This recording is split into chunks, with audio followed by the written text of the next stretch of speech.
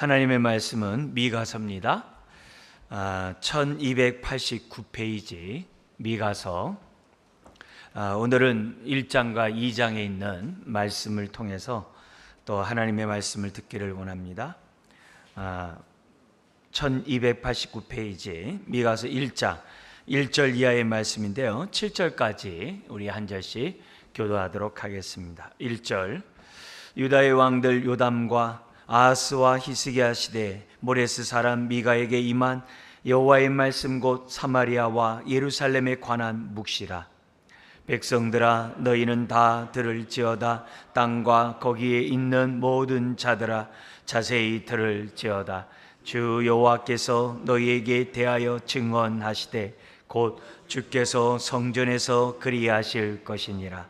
여호와께서 그의 처소에서 나오시고 강림하사 땅의 높은 곳을 밟으실 것이라.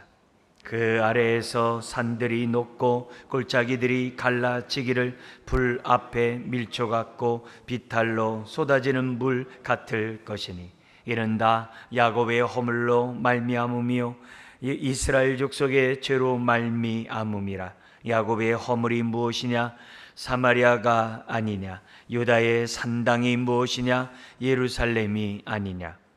이러므로 내가 사마리아를 들의 무더기 같게 하고 포도심을 동산 같게 하며 또 그 돌들을 골짜기에 쏟아내리고 그 기초를 드러내며 갇혀 그 새긴 우상들을 다 부서지고 그 음행의 값은 다 불살라지며 내가 그 목상들을 다 깨뜨리니 그가 기생의 값으로 모았은즉 그것이 기생의 값으로 돌아가리라.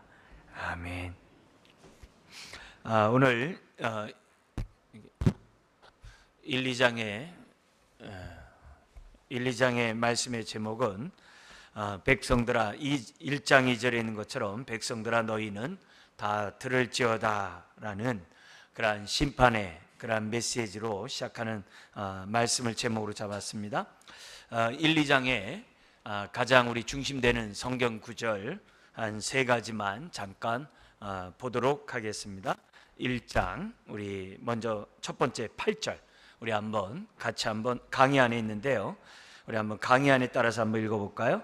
이러므로 내가 애통하며 애곡하고 벌거벗은 몸으로 행하며 들깨같이 애곡하고 타조같이 애통하리니. 그러니까 심판에 대한 메시지를 하면서 미가의 태도를 보여주는 거예요. 미가가 심판을 선포하면서 꼴 좋다 이런 게 아니라 애통하는 마음으로, 어찌에다가 이렇게 하나님의 백성이 이렇게 하나님 앞에 정말 악을 행하는 민족이 되었는가, 마음속에서 그 탄식하면서 애통하는 마음으로 심판에 대한 경고의 메시지를 미가가 전하고 있는 것을 보게 됩니다. 그리고 나서 2장 1절 같이 한번 읽겠습니다. 그들이 침상에서 죄를 꾀하며 악을 꾸미고 날이 밝으면 그 손에 힘이 있으므로 그것을 행하는 자는 화 있을진저. 특별히 2장 1절 이하의 이 말씀은 힘 있는 자, 권력이 있는 자들이 이 가난하고 정말 이 약한 이러한 서민을 갖다가 핍박하고 아주 이렇게 착취하는 이런 죄악을 범하고 있는 그 죄에 대해서 지적하고 있는 것이 2장입니다. 이제 거기에 대한 이제 첫 번째 나와 있는 그러한 규절이 2장 1절이죠. 자, 이런 심판의 메시지를 전하면서 2장 12절에서 13절에 그러나 하나님이 이렇게 심판의 메시지를 전한 이유가 뭡니까? 회개하고 돌이켜서 다시금 언약 백성답게 제자리에 세우도록 하기 위함이 아니겠습니까? 이제 그런 의미에서 이 백성에 대해서 하나님이 회복하시리라는 그런 약속의 메시지를 2장 12절 13절에 합니다. 우리 한번 읽겠습니다. 야곱아, 내가 반드시 너희 무리를 다 모으며 내가 반드시 이스라엘의 남은 자를 모으고 그들을 한 처소에 두기를 보스라의 양떼같이 하며 초장의 양떼같이 하리니 사람들이 크게 떠들 것이며 길을 여는 자가 그들 앞에 올라가고 그들은 길을 열어 성문에 이르러서는 그리로 나갈 것이며 그들의 왕이 앞서가며 여호와께서는 선두로 가시리라. 죄악으로 말미암아 하나님의 심판 가운데 아수르에게 북이스라엘 멸망할 것이고 남유다 아수르에게 심판을 받고 침략을 받을 것이지만 위기를 모면하게 됩니다. 히스기야 시대. 그러나 바벨론에게 너희들의 죄악으로 말미암아 포로를 끌려가리라고 하는 그런 예언의 메시지를 미가가 선포합니다.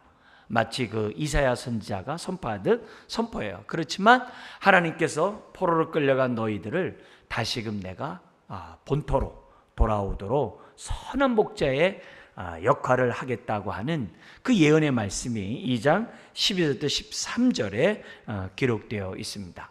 자, 그러니까 1, 2장에 나와 있는 이 기본적인 내용을 우리가 말씀을 통해서 우리가 살펴봤고요. 강의안을 잠깐 보시면 역사적 배경을 잠깐 보면 그때 이 아수르가 강대국이 돼가지고 북이스라엘을 괴롭히고 있는 그런 상황입니다. 물론 이제 그 전부터 지금 미가나 이사야 선지자가 예언을 하죠. 그래서 아수르로부터 지금 북이스라엘이나 남유다가 여러 가지 위험 가운데 처해 있는 그런 상황이 있어요. 국제 정서가. 그러나 안으로는 종교 지도자와 정치 지도자들, 이 부자들에 의해서 가난한 자하고 이 서민들이 압제를 당하는 불의가, 율법이 정말 힘을 발하지 못하는 불의와 불법을 행하는 그런 내적인 죄악을 범하고 있어요. 근데 이런 일들이 왜 발생하느냐? 그들이 하나님 말씀을 경청하지 않고 오히려 하나님 외에 다른 우상을 섬기는 그들의 탐욕의 죄악 때문에 그들의 삶 가운데 불의와 불법이 나타나고 있음을 지금 미가는 지적하고 있어요. 그러니까 지금 미가서의 배경을 보면은 안팎으로 어려운 거예요. 아수르의 외세의 침략이 있고 내적으로는 율법이 제자리를 찾지 아니하고 우상 숭배와 탐욕의 종이 된 사람들로 인해서 불의와 착취가 일어나고 있는 그런 상황 가운데 하나님이 미가 선지자를 통해서 지금 미가서를 선포하고 있다. 이렇게 기본적으로 생각하시고요. 그러니까 이제 두 번째 우리가 핵심 메시지가 미가서가 뭐가 되겠어요? 그러니까 하나님의 심판의 메시지를 전하겠죠. 근데 다른 이런 호세아서나 이런 서신과 달리 회복에 대한 심판만이 아니라 회복에 대한 메시지가 많은 지면을 차지하는 특징이 있어요. 그러니까 조금만 전하는 게 아니에요. 호세아서 같이 조금만 전하는 게 아니라 많은 지면을 설명하고 있는 것이 미가 선지서의 하나의 특징이라고 볼 수가 있어요. 그러면서 우상을 허물어뜨릴 것이고 불의와 불법을 행하는 너희들을 벌할 것이다. 당연히 그 메시지를 전하겠죠. 그러나 그런 가운데서도 당연히 회복의 메시지를 전하는 것이 미가서의 핵심 메시지라고 볼 수 있습니다. 자, 심판의 메시지를 전하면서 미가 선지자가 마음에 결단한 태도가 있습니다. 그 태도의 그 메시지가 3장 8절에 있는데요. 한번 3장 8절 한번 보도록 하겠습니다. 3장 8절 같이 한번 읽어볼까요? 오직 나는 여호와의 영으로 말미암아 능력과 정의와 용기로 충만해져서 야곱의 허물과 이스라엘의 죄를 그들에게 보이리라. 이거는 하나님이 예레미야 선지자를 부를 때 그의 마음을 아주 단단하게 담대하게 했던 그 사건을 연상하게 하는 그런 말씀이에요. 그러니까 미가도 하나님의 능력 가운데 그가 어떻게 돼요? 무장해서 정말 범죄한 그런 자들에게 심판의 메시지를 전하겠다라고 지금 뭐냐면 이 미가가 이렇게 결단하는 그런 장면이 3장 8절에 나옵니다. 그러면서 이 심판의 메시지를 전하지만 미가의 마음속에는 뭐가 있느냐? 하나님은 용서하기를 즐겨하시는 그런 하나님이라는 확신이 있었어요. 그런 확신이 있으니까 심판도 전하는 거고. 왜? 소망이 있잖아요. 심판을 전함으로 회개하면 소망이 있잖아요. 그러니까 하나님이 정말 용서하기를 기뻐하시고 정말 사랑을 베푸시는 그런 하나님이라는 것을 미가가 또한 전하지 않을 수가 없어요. 그 대표적인 것이 미가서 7장 20절이에요. 7장 18절에 18절부터 20절인데요. 우리 한번 18절에서 20절 같이 한번 읽겠습니다. 주와 같은 신이 어디 있으리까? 주께서는 죄악과 그 기업의 남은 자의 허물을 사유하시며 인애를 기뻐하심으로 진노를 오래 품지 아니하시나이다. 다시 우리를 불쌍히 여기셔서 우리의 죄악을 발로 밟으시고 우리의 모든 죄를 깊은 바다에 던지시리이다. 주께서 옛적에 우리 조상들에게 맹세하신 대로 야곱에게 성실을 베푸시며 아브라함에게 인애를 더하시리라. 할렐루야.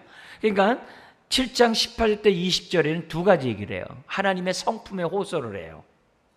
그 인자하신 하나님의 성품에 호소해요. 둘째, 하나님의 언약에, 아브라함에게 말씀하신 약속하신 언약의 약속에 호소해서 뭐냐면 미가는 심판의 메시지를 전하고 있고 회복에 대한 메시지를 전하면서 어떻게 돼요? 이것이 반드시 응답될 것이라는 소망 속에 끝나는 것이 미가서예요. 그러니까 7장 짧은 장이지만 성경 전체를 다 총망라하고 있어요. 이사야가 66장이잖아요. 이사야와 동시대의 선지자예요. 이사야가 왕과 귀족들을 대상으로 이 심판과 회복을 전했다고 한다면은 미가는 서민들을 위해서 전한 사람이라고 말할 수 있어요. 그러니까 이사야가 66장이잖아요. 그걸 농축해 놓은 게 미가서예요. 그래서 미가서에 나와 있는 이 7장에 나와 있는 내용들을 기본적으로 안다고 잘 우리가 알고 있다고 한다면 그만큼 우리 신앙에 많은 도움이 주는 본문이라고 말씀드릴 수 있습니다. 자, 그러면서 강의 안에 이 세 번째 보면 미가서가 이제 인용이 되는데 여러분들이 그 신약에 인용된 건 대부분 잘 알죠? 왜냐면 크리스마스 때마다 너무너무 많이 반복하기 때문에 베들레헴에서 메시아가 오겠다라고 예언한 선지자가 미가 선지자예요. 베들레헴에서 태어나겠다는 그 장소를 예언한 선지자가 미가 선지자예요. 그게 미가서 5장 2절 이하에 나와요. 근데 구약에서도 인용이 돼요. 구약에서 어디에 인용되냐면 에레미야 선지자가 인용을 해요. 에레미야 선지자가 지금 이 우상 숭배와 불의와 불법을 전하면서 율법 가운데 살아가지 않는 자들에게 심판의 메시지를 전하잖아요. 심판의 메시지를 그 전하는 그 모습에서 여호야김 왕이 아주 흥분해요. 아주 분노해요. 그래가지고 이 예레미야를 갖다가 죽이려고 그 왕을 비롯한 그 귀족들이 죽이려고, 특히 제사장들이 그리고 거짓 선지자들이 예레미야를 죽이려고 완전히 막 이렇게 저거 합니다. 그때 하나님의 은혜 속에 아직 삶이 남은 거죠. 은혜 속에 장로들의 마음을 움직여요. 장로들의 마음을 움직이면서 지금 에레미야가 예언한 이 내용을 미가 선지자가 예언했다는 거예요. 미가 선지자도 이렇게 예언을 선포했다라고 미가 선지서를 들이대는 거예요. 그래서 에레미야가 그 죽음에서 벗어나는 그런 사건이 나와요. 그게 어떤 규절을 인용하냐면 이제 에레미야 26장에 있는 내용인데요. 미가서 3장 12절이에요. 3장 12절. 어떤 내용이었는지 한번 볼까요? 같이 한번 읽겠습니다. 이러므로 너희로 말미암아 시온을 엎은 밭이 되고 예루살렘은 무더기가 되고 성전에 사는 수풀이 높은 곳이 되리라. 그러니까 예루살렘 성전이 다 없어진다는 거예요. 이게 얼마나 끔찍한 예언입니까? 그죠? 이런 메시지를 예레미야가 선포를 했는데 이것 때문에 죽게 됐어요. 그때 지금 뭐냐면 장로들에 의해서 여기 미가 선지자도 3장 12절에 이렇게 선포했다. 그래서 히스기야 왕이 회개하고 하나님 앞에 엎드림으로 인해서 아수르의 침략으로부터 구원받지 않았냐. 이런 배경들을 지금 뭐냐면 후대 사람들이 이것을 인용했다는 거예요. 그 100년이 지난 사건이거든요. 그러니까 그런 걸 보면은 미가서가 계속 그 후대 사람들에게도 귀중한 예언서로서 받아들였다는 거예요. 그리고 그 예언에 따라서 우리 신약에서는 예수님이 베들레헴에서 태어나게 하시는 그런 놀라운 약속이 성취되게 했던 선지자가 미가 선지자예요. 그러니까 우리한테 굉장히 친숙한 선지자죠. 자, 7장까지 되어 있는데요. 내용으로 볼 때는 1장에서 3장까지가 심판의 메시지예요. 그리고 4장서부터 5장이 회복에 대한 얘기예요. 근데 회복이 되는데 근시안적인 회복이 아니라 근시안적, 바벨론 포로로 끌려갔다가 다시 본토로 돌아와서 성전이 세워지라, 그런 회복이 아니라 새 예루살렘이 세워진다는 아주 궁극적인 회복을 얘기를 해요. 그리고 새 예루살렘이 메시아가 이 땅에 오므로 세워진다고 하는 이 엄청난 예언을 미가 선지자가 4장 5장에서 얘기를 해요. 엄청난 거죠. 바벨론 포로 귀환뿐만이 아니라 이스라엘이 회복되는데 그것이 단지 정치적인 그 이스라엘 사람, 유대 바벨론 포로 끌려간 사람이 돌아오는 이런 차원이 아니라 영적인 새 예루살렘이 세워지라고 하는, 그것도 메시아를 통해서 세워진다고 하는 이 원대한 그 예언이, 그 비전이 4장 5장에 나와요. 아주 특이한 거죠. 물론 이사야 선지자도 설명했던 얘기죠. 자, 그리고 나서 6장 7장에 나와 있는 내용은 뭐냐면 회개하라 이거예요. 회개를 촉구하는 거예요. 촉구하는 자에게, 다시 말하면 회개한 자에게 남은 자가 돼요. 하나님이 선한 목자로서 그들에게 은혜를 베풀 것이다. 이 얘기는 심판이, 우리가 이제 말세 지마를 살아가고 있잖아요. 계시록의 인의 심판과 다 나팔의 심판과 대접의 심판은 점점 세지잖아요. 그래서 그 현상을 우리들은 지금 이번 여름에도 우리가 뜨거운 날씨를 통해서 다 우리 경험하고 있잖아요. 또 우리 다 곡식에 대한 이 문제 다 겪고 있잖아요. 전쟁의 문제 다 겪고, 전염병 겪고 있잖아요. 점점 심해지거든요. 이런 상황에 살고 있는 저와 여러분들은 예언서를 보면은 그런 가운데서도 하나님 앞에 회개하고 하나님의 임재 속에 순종하며 살아가는 자들에게는 남은 자의 축복을 준다고 하는 소망을 주는 게 선지서들이에요. 그러니까 오늘같이 이렇게 정말 사회 국제 정서로나 여러 가지 사는 게 너무 힘들잖아요. 그죠? 이런 힘든 속에서 우리들이 어떠한 모습으로, 어떤 마음의 태도를 가지고 살아야 되는가, 그런 것이 이제 성경이 우리에게 주는데, 위로만이 아니라, 위로의 말씀만 받으려고 하는 게 아니라 저와 여러분들이 냉정하게 깨끗한 그릇이 되고 회개하는 심령을 갖는 것이 무엇보다도 하나님이 우리들에게 원하시는 정말 뜻이라는 사실을 우리들이 이런 것들을 통해서 저와 여러분들이 깨달았으면 좋겠습니다. 자, 근데 이 세 부분으로 나눠져 있는 이 부분을 저는 지금 뭐냐면 좀 더 자세히 심판뿐만 아니라 회복에 대한 메시지를 강조하기 위해서 4개로 나눠서 설명할 거예요. 그래서 지금 오늘 1, 2장, 이제 3장까지 심판의 메시지입니다만 2장 12절 13절에 회복의 메시지가 있었잖아요. 그래서 거기 자른 거예요. 그 다음에 나중에 이제 3장 4장에서 4장 상반절에 회복에 대한 또 메시지 또 나와요. 그리고 4장 후반절에 심판의 메시지 나온 다음에 뒤에 돼요. 회복의 메시지 5장에 또 나와요. 그래서 회복의 메시지가 4번 나오기 때문에 거기에 맞춰서 여러분들에게 이 미가서의 말씀을 좀 전하려고 합니다.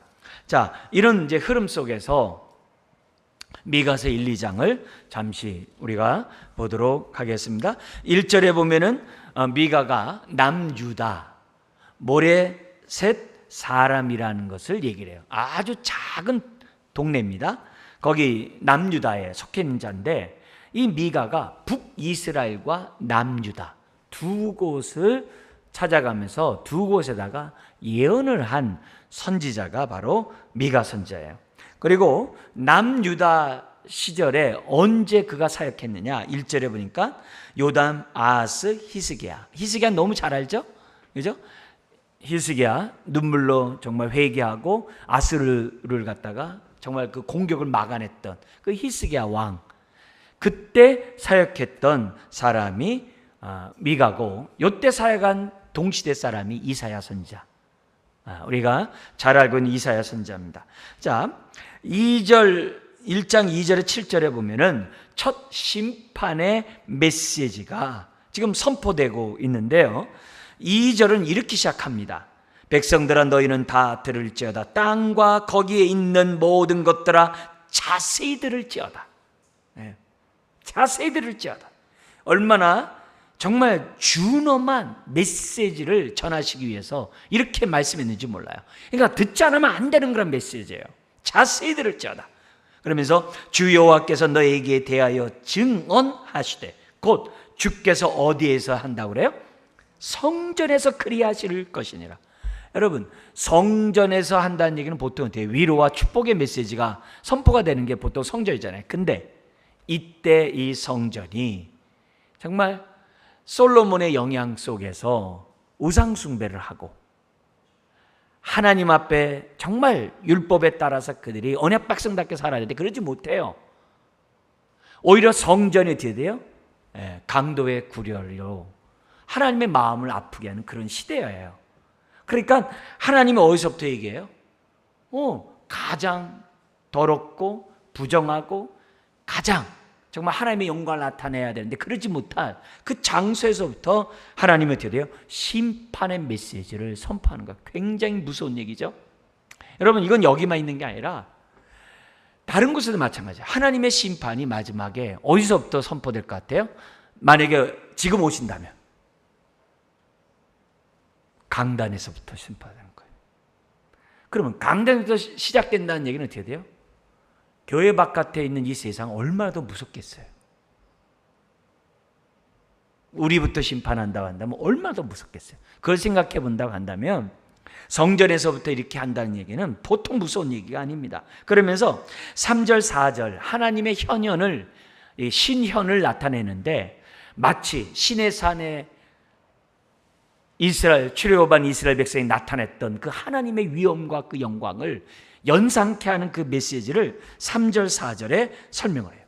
그 강림이 시내산에서도 얼마나 무서웠어요. 그러니까 사람들이 이래요. 모세에게 당신이 가십시오 하면서 중보자로 세우는 사건이 있었잖아요. 그런 것처럼 하나님의 강림하시는데 이 강림이 뭐예요? 언약을 맺으려고 강림한 게 아니에요.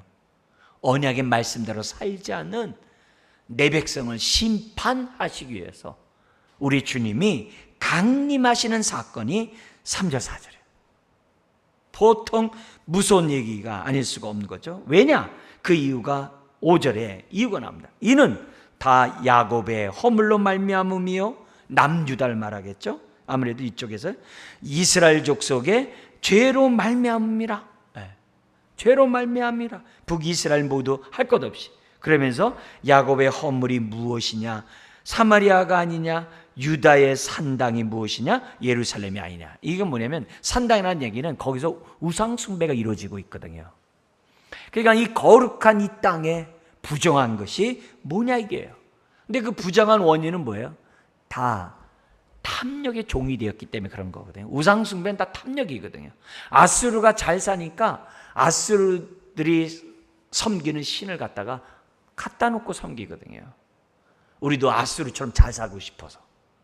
이런 모습이 지금 뭐예요? 남북 전체에 있다는 것을 지금 뭐예요? 책망하고 있는 거예요. 책망한 거예요. 그래서 그 결과 6절 7절에 하나님이 어찌하여 이 땅을 심판하지 않을 수 있겠냐.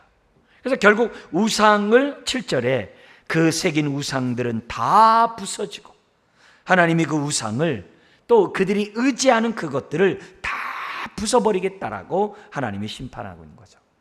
오늘날도 마찬가지예요. 우리가 지금 우상단지를 만들어놔서 우상입니까? 하나님의 그 어떤 것을 의지하는 게 다 우상이죠. 그죠? 특별히 우리 자본주의 속에 살아가는 저와 여러분들은 뭐가 우상이겠어요? 돈이 우상이죠. 그러니까 두 주인을 겸하여 섬길 수 없다고 그러죠. 만몬을, 돈을 함께 섬길 수가 없는 거죠. 우리가 사는 이 세대는 정말 돈에 대한 우상이 너무 심하거든요. 그것뿐이겠어요? 하나님 외에 내가 더 많이 생각하고 의지하는 것도 우상이겠죠. 요즘같이 우리나라 막 이렇게 이념 논쟁 속에서 막 살아가고 막 사람들이 왜 자기 나라에 대한 아주 막 자부심이 막 이렇게 강조하는 이런 시대. 그런 민족을 갖다가 너무 내세우는 것도 다 뭐예요? 그것도 우상이죠. 그것도 우상이죠. 하나님 우리가 열방의 주께로 돌아오기를 바라는 것이 하나님의 뜻인데 우리나라만 이러면 안 되잖아요. 그러니까 여러 우상들이 오늘 우리들의 삶 속에서 아주 팽배해 있는 것을 보게 돼요. 그러니까 이런 부분들을 저와 여러분들이 이런 미가의 선지자의 심판의 메시지를 보면서 우리들이 자꾸 생각해야 돼요. 내가 하나님의 또 다른 의지하는 그것이 무엇인지. 무엇인지. 우리 초대교회 때는 막 이렇게 막 비너스 수업도 시작해가지고 막 운동, 막 이런 것들이 다 뭐예요? 지금은 그런 신상 안 만들어 놓지만 동네마다 체육관들이 얼마나 많고 화장품들이 또 얼마나 많고 성형하는 데가 강남에 얼마나 많고 다 뭐예요? 그런 것도 다 우상이거든요. 근데 우상이라고 느끼질 않아요. 왜? 그런 사회 분위기 속에 살고 있으니까. 그런 의미에서 지금 이 하나님의 그러한 강림하심으로 지금 산들이 녹고 밟는 그것이 녹아버리는 4절에 골짜기 들이 갈라지기를 불 앞에 밀쳐갖고 이런 표현, 이 엄청난 이 심판이 다른 것 때문에 임한 것이 아니라 우상 때문에 하나님의 심판이 임했다는 것을 생각해 본다고 한다면 우리가 한번 오늘 우리가 이 땅에 살아갈 때 이렇게 세상 풍습을 쫓아가는 모습이 아니라 우리가 한번 우리가 브레이크를 잡고 우리들의 모습을 돌이켜 봐야만 한다는 거죠. 결국 이런 것들을 통해서 북이스라엘이 왜 아수르에게 멸망했느냐? 하나님과의 관계에서 실패 때문에, 그들이 우상 숭배를 하는 그것 때문에 결국 북이스라엘 아수르에게 멸망했다는 것을 우리는 이 본문을 통해 알 수가 있습니다. 그래서 야고보서를 보면은 우리가 뭐냐면 세상에 부요하지 말고 믿음의 부요함을 추구하라고, 하나님께 부요할 것을 권면하고 있는 것을 야고보서를 통해서 우리가 배우거든요. 그러니까 오늘 우리들이 이 시간 예배를 드리는 이유가 뭐겠어요? 세상 것들을 우리가 비우고 하나님으로 부요하고자 이 자리에 나온 거잖아요. 그래서 모든 것이 하나님의 말씀을 통해 오기 때문에 오늘도 이 말씀을 우리가 잘 들으려고 또 우리가 또 이 자리에 있는 거 아니겠어요? 그런 의미에서 하나님 말씀을 듣는 이 시간, 내가 세상의 부요함보다도 하나님께 부요한 자가, 믿음에 부요한 자가 될 수 있도록 이런 올바른 믿음을 달라고 은혜를 구하는 저와 여러분들이 되어야만 한다는 거죠. 그런데 이들은 이것이 죄인지도 모르는 거예요. 그러니까 어떻게 돼요? 미가 선지자를 통해서 깨닫게 하지만이 깨닫는 자가 되는 거예요. 그만큼 무감각하고 그만큼 어떻게 돼요? 무관심하고 무지한 자들이 그 당시 남북의 하나님의 백성의 모습이었다는 거죠. 어떻게 그럴 수 있어요? 세속화되면, 그런 사회 분위기 속에 있으면 나도 모르는 사이에 물들어 버려요. 그러니까 하나님이 사랑하시기 때문에 미가 선지자를 통해서 지금 뭐예요? 정신 차리라는 거예요. 그들의 영적인 그 상황을 직시하라는 거예요. 오늘 저와 여러분들이 이 땅에서 왜 먼저 예수 믿게 해요? 우리 때문에 지금 세상이 뭐가 잘못됐는지를 사람들로 하여금 깨닫도록 하기 위해서 먼저 믿게 하셨거든요. 이렇게 살다가는 끝나니까 하나님 앞에 살 수 있는 방법을 우리를 통해서 알려주라고 저와 여러분들을 이처럼 먼저 믿도록 하게 하지 않았습니까? 그러니까 미가 선지자의 모습을 우리들이 생각해 본다고 한다면 오늘 나의 책임을 나는 얼마나 잘하고 있는가, 다 하고 있는가, 우리들이 정말 신자답게 오늘 말씀을 생각해야만 한다는 거죠.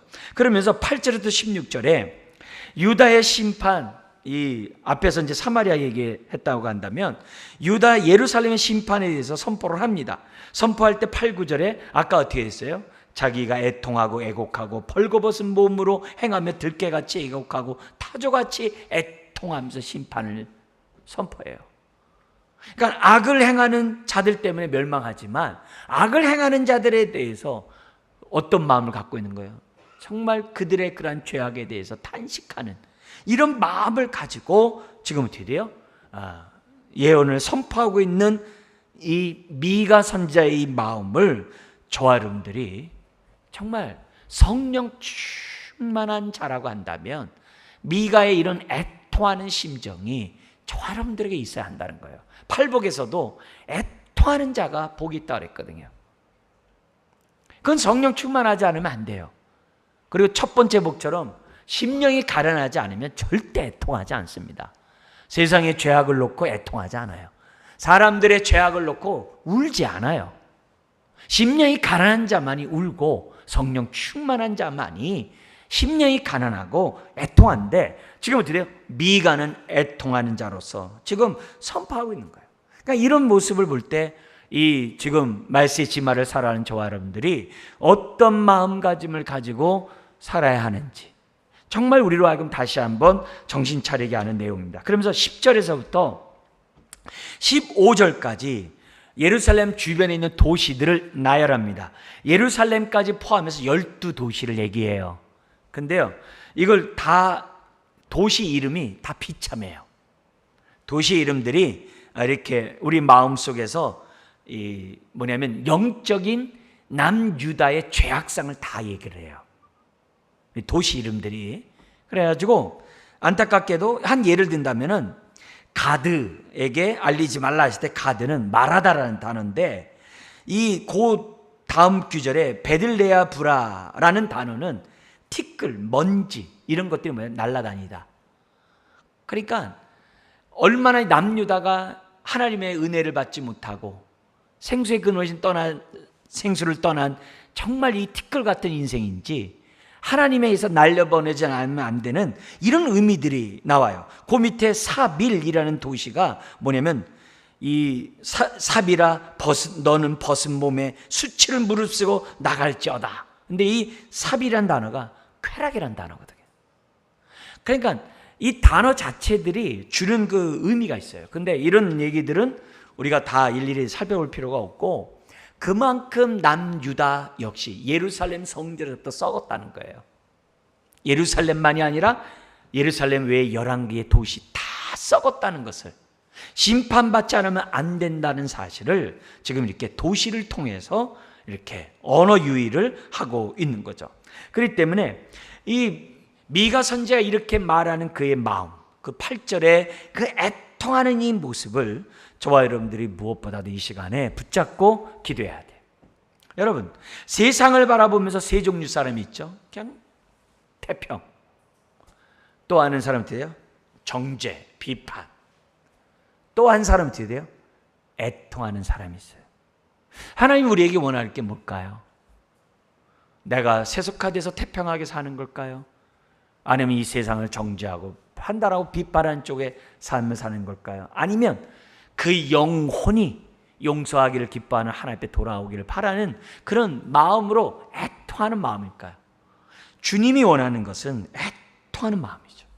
그걸 우리가 이 1장을 통해서 저와 여러분들이 배우셔야만 한다는 거죠. 그래서 이 밤에 주님, 저의 마음이 가난해서 애통하는 마음을 달라고. 요엘 선지자도 그 얘기를 하잖아요. 마지막 때 정말 주의 이름을 부를 수 있는 자가 누구겠어요? 애통하는 자거든요. 우리가 오늘 이런 것들을 생각해 본다고 한다면 우리가 사는 이 세대가 마냥 태평성대, 우리는 지금 계시록에 나와 있는 말세 지말의 징조들을 보면서 살아가요. 이런 속에서 오늘 믿는 저와 여러분들이 어떤 의식을 가지고 살아야 하는지 미가를 통해서 우리들이 배워야 한다는 거죠. 두 번째, 우리 2장을 넘어가 볼까요? 2장에 있는 거기 이제 죄악상들을, 힘 있는 자들의 죄악상을 갖다가 지금 보여주고 있는데요. 이 힘 있는 자들의 죄악이 크게 4가지가 나와요. 1절부터 5절에는 착취, 그리고 6절, 7절에서는 하나님의 말씀을 듣기를 거부함, 그리고 8절에서 10절에서는 힘없는 고아와 과부를 학대하고 괴롭혀요. 그리고 11절에서는 뭐냐면 자기가 듣고 싶어하는 예언만 듣고 자요. 그러니까 헛된 예언을, 거짓된 예언을 쫓아가는 그런 죄악이 나와요. 그러니까 결국 하나님 말씀을 거부하니까 어떤 말만 들으려고 해요? 듣고 싶은 말만 듣겠죠. 예루살렘 성전을 안 망한다. 그런 것들만 듣고 싶겠죠. 그러니까 이런 사람은 어떻게 하겠어요? 거짓된 것을 쫓아가니까 자기의 그동안의 삶의 죄악된 생활을 회개할 이유가 없죠. 그러니까 어떻게 돼요? 힘 약한 자들을 억압하고 착취하고 자기가 탐욕의 종이 되는 것이 2장에 나와 있는 심판의 죄악상입니다. 자, 이런 걸 염두에 두고 우리 한번 먼저 1절부터 5절을 보면은 뭐라고 그랬어요? 착취가 나타난다고 그랬어요. 그래서 착취가 어느 정도냐? 밤새 그들이 돼요. 희귀낭낭 놀다가 거기서 뭐예요?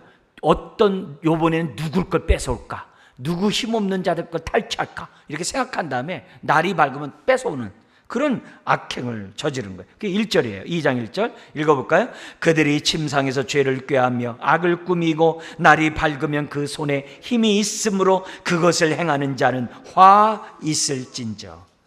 여러분, 탐욕과 힘이 합쳐지면요, 이게 무서운 거예요.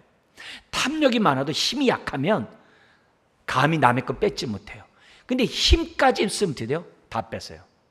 그래서 나라도 마찬가지입니다. 나라의 곳간을 탐욕이 있고 권력 있는 사람이 곳간을 맡으면 나라 거덜나는 거거든요. 회사도 마찬가지예요. 다 거덜납니다. 모든 부분은 마찬가지예요. 사람은 탐욕의 종이에요. 은행에서도 여러 막 사건들 나타나잖아요. 막 이렇게 어느 한 사람이 이렇게 횡령했다. 자기가 할 힘이 있으니까.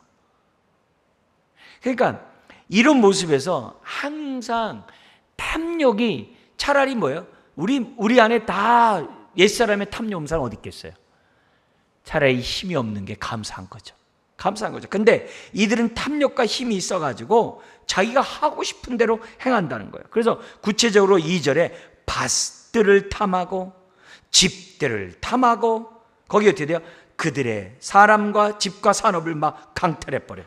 마치 아합 왕이 나봇의 포도원을 강탈하듯이 그들의 후예들이거든요. 후예들이 이것들을 갖다가 막 강탈하고 있는 거예요. 더불어 살고자 하는 희년 사상이 없어요. 하나님 나라의 정신이 전혀 없어요.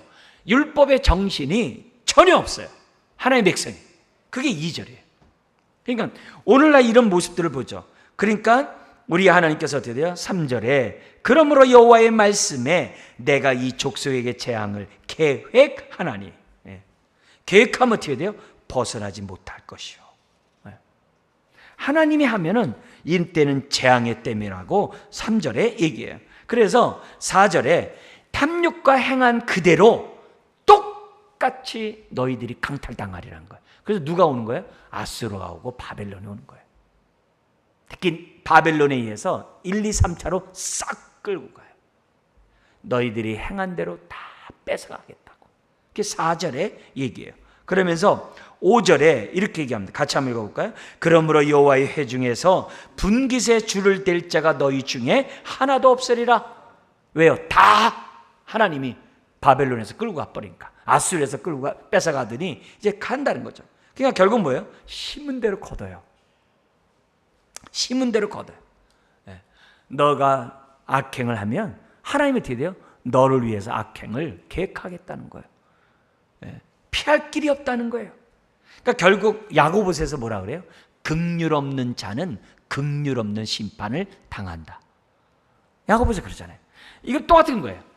힘 있는 자가 긍휼을 없이 없는 사람을 대한다고 한다면 하나님부터 긍휼을 얻을 수 없다는 거예요. 굉장히 무서운 심판이에요. 그래서 우리들이, 저와 여러분들이 정말 긍휼을 덧입은 자로서 긍휼을 베푸는 이 삶은 너무 중요해요. 앞으로요, 주님 나라 갈 때까지 지금보다 더 세상 어지러울 거예요. 이럴수록 우리의 마음이 각박해져요. 아니에요. 은혜를 구함으로 긍휼함이 넘치는 솟아나는 샘물이 되셔야 돼요. 그게 이 시대의 남은 자들의 삶의 모습이에요.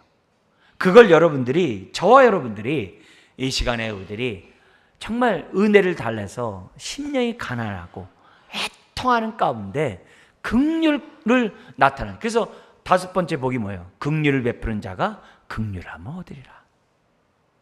그렇게 연결돼요. 그러면서 6절부터 11절에 얘기해요. 거짓 선지자들은 어떤 예언을 하냐면 듣고 싶은 말만 하잖아요. 이런 자들은 미가가 외칠 때 뭐예요? 조용히 하라 그러죠. 예레미야 때도 똑같았어요. 예루살렘 성전 안 망한다. 사람들이 그 말만 듣는 거예요.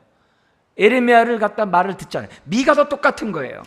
사람들이 듣기 싫어 예언하지 말라고 이제 얘기를 하는 거죠. 그래서 6절 한번 읽어볼까요? 2장 6절이요. 그들이 말하기를 너희는 예언하지 말라. 이것은 예언할 것이 아니거늘 욕하는 말을 끝이지 아니한다 하는도다. 이렇게 얘기를 해요.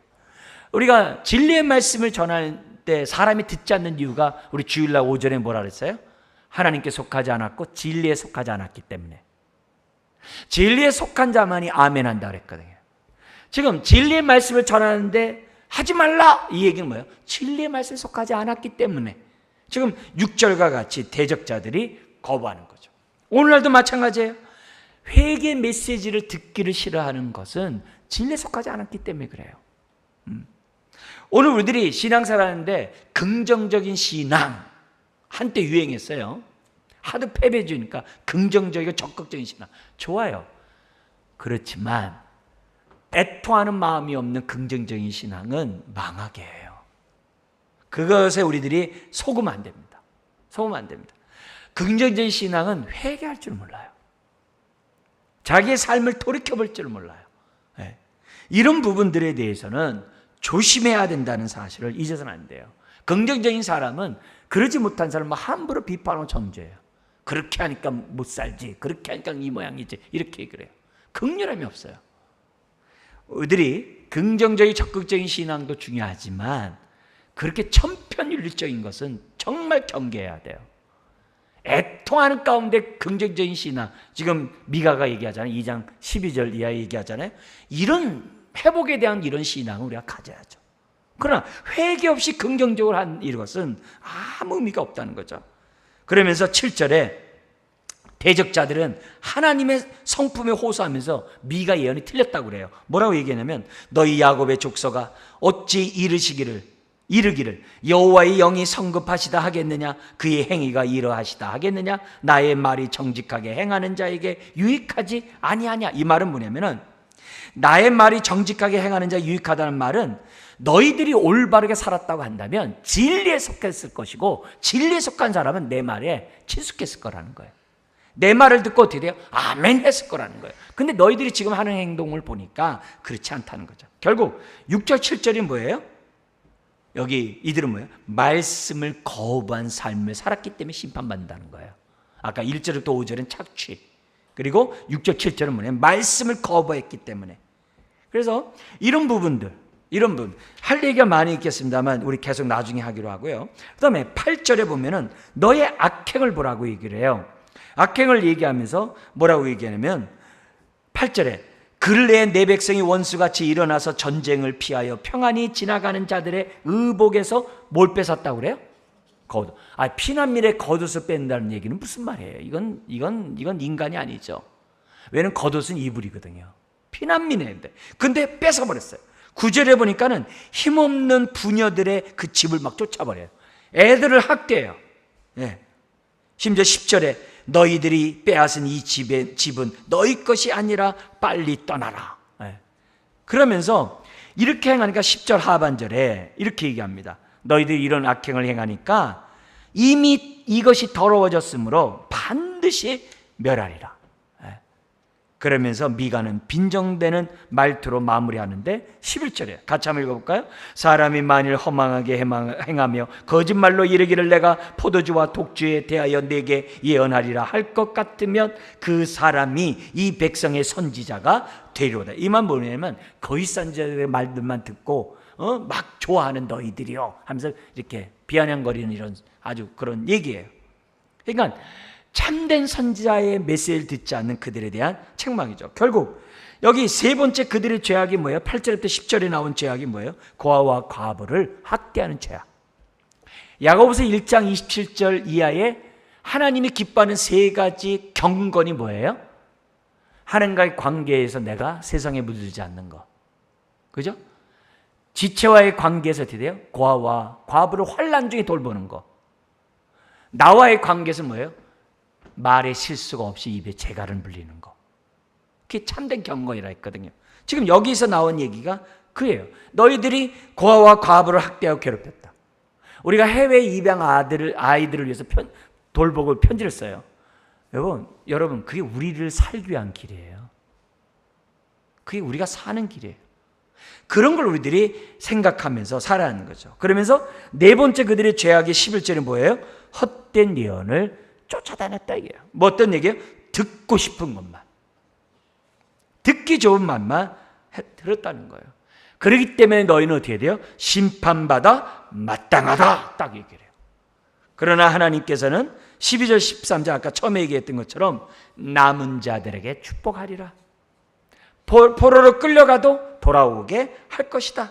그러면서 이 남은 자들에 대한 하나님의 약속이 어떻게 나오냐면 선한 목자로 나와요.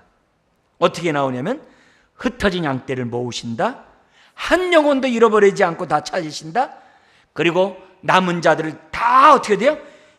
초원에 가득하도록 하나님이 모아줄 것이다.